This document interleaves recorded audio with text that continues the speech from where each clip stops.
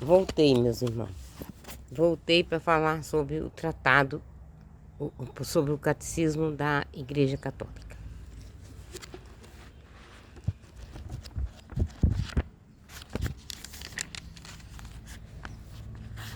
Eu parei no parágrafo 385.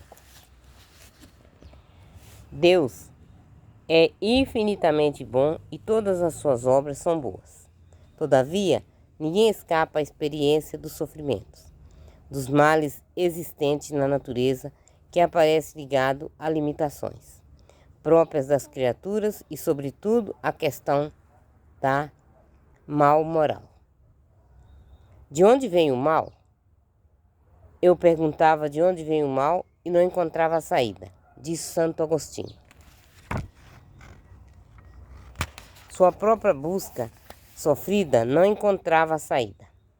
Não encontrará a saída, a não ser em sua conversão ao Deus vivo, efetivamente o mistério da iniquidade. Só se explica à luz do mistério da piedade, a revelação do amor divino em Cristo, quando Cristo manifestou, ao mesmo tempo, a extensão do mal e a sobreabundância da graça.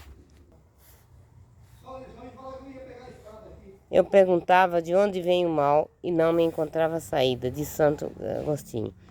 Sua própria busca sofrida não encontrava saída, a não ser em sua conversação com Deus vivo, efetivamente o mistério da iniquidade. Só se explica à luz do mistério da piedade. A revelação do amor divino em Cristo manifestou ao mesmo tempo a extensão do mal, a superabundância da graça. Precisamos, pois, abordar a questão da origem do mal, fixando o olhar de nossa fé naquele que somente é o vencedor do mal. Onde o pecado abundou, a graça superabundou. A realidade do pecado. O pecado está presente na história do homem. Seria inútil tentar ignorá-lo ou dar a esta realidade obscura outros nomes. Para tentarmos compreender o que é o pecado, é preciso antes de tudo reconhecer a ligação profunda do homem com Deus, pois fora dessa relação, o mal do pecado não é desmascarado em sua verdadeira identidade de recusa e de oposição a Deus, embora continue a pesar sobre a vida do homem e sobre a história. A realidade do pecado é mais particularmente a do pecado das origens. Só é entendida à luz da revelação divina, sem o conhecimento de Deus que ela nos dá. Não se pode reconhecer com clareza o pecado e somos tentados a explicá-lo unicamente como falta de crescimento, como fraqueza psicológica, como um erro, como consequência inevitável de uma estrutura social inadequada, etc.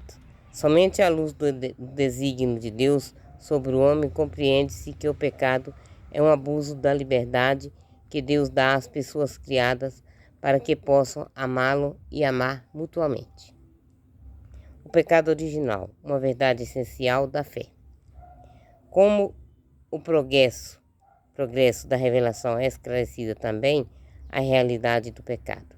Embora o povo de Deus do Antigo Testamento tenha conhecido a dor da condição humana, à luz da história da queda narrada no Gênesis, não era capaz de entender o significado dessa história, que só se manifesta plenamente à luz da morte e ressurreição de Jesus Cristo. É preciso conhecer a Cristo como fonte da graça, para conhecer Adão como fonte do pecado. É o Espírito Paráclito, enviado por Cristo ressuscitado, que acusará o mundo em relação ao pecado, ao revelar aquele que é o Redentor do mundo. A doutrina do pecado é, por assim dizer, o reverso da boa notícia pela qual Jesus é o Salvador de todos os homens, de que todos têm necessidade de salvação e de que a salvação é oferecida a todos, a graça a Cristo. A Igreja tem o senso de Cristo. Sabe perfeitamente que não se pode atentar contra a revelação do pecado original sem atentar contra o mistério de Cristo. Para ler o relato da queda. O relato da queda utiliza uma linguagem feita de imagem, porém expõe um acontecimento primordial, um fato de que ocorreu no início da história do homem. A revelação nos dá a certeza de que, da fé, toda a história humana está marcada pelo pecado original, cometido livremente por nossos primeiros pais. A queda dos anjos. Por trás da opção da desobediência de nossos primeiros pais, uma voz sedutora que se opõe a Deus e que, por inveja, os faz cair na morte, a Escritura e a tradição da Igreja veem nesse ser um anjo destronado, chamado Satanás, o diabo. A Igreja ensina que ele tinha sido anteriormente um anjo bom, criado por Deus, Diabolus N. Com efeito, o diabo e os outros demônios foram criados por Deus, bons, e sua natureza não se tornará maus por sua própria iniciativa. A Escritura fala de um pecado destes anjos. Esta queda consiste na opção livre desses espíritos criados que rejeitaram radical e irrevogavelmente Deus e seu reino. Há um reflexo dessa rebelião nas palavras do tentador, ditas a nossos primeiros pais. E sereis como Deus. O diabo é pecador desde o princípio, pai da mentira. O caráter irrevogável de sua opção, e não uma deficiência da infinita misericórdia divina, faz com que o pecado dos anjos não possa ser perdoado. Não existe arrependimento para eles depois da queda. Não existe para os homens após a morte. A Escritura atesta a influência nefasta daquele que Jesus chama de assassino desde o começo. A Escritura fala de um pecado desses anjos. Esta queda consiste em uma opção livre desses espíritos criados que rejeitaram radical e irrevogavelmente Deus e seu reino. Há um reflexo dessa rebelião nas palavras do tentador ditas a nossos primeiros pais. E serei como Deus. O diabo é pecador desde o princípio, pai da mentira. O caráter irrevogável de sua opção não é uma deficiência da infinita misericórdia divina. Faz com que o pecado dos anjos não possa ser perdoado. Não existe arrependimento para eles depois da queda, como não existe para os homens após a morte. A Escritura atesta a influência nefasta daquele que Jesus chama de assassino desde o começo, o qual chegou para tentar desviar Jesus da missão recebida do Pai. Para isso é que o Filho de Deus se manifestou para destruir as obras do diabo. A mais grave dessas obras, devido às suas consequências, foi a sedução mentirosa que induziu o homem a desobedecer a Deus. O próprio poder de Satanás, entretanto, não é infinito.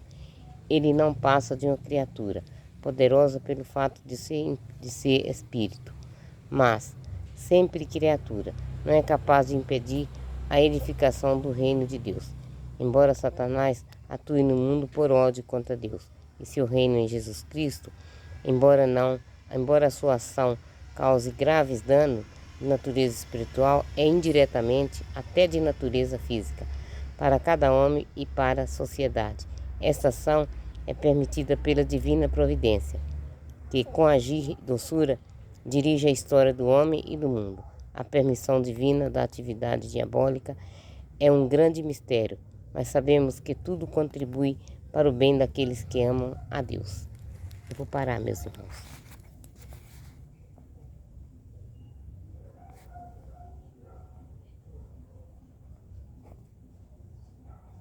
Vou parar porque eu preciso resolver um problema. Tem uma água escapando ali. Preciso ajudar meu marido a tirar esse defeito dessa água. Aí mais tarde eu volto. Fiquem todos na paz do Senhor. Que Deus abençoe a cada um de vocês com a sua glória, com a sua honra, com o seu poder.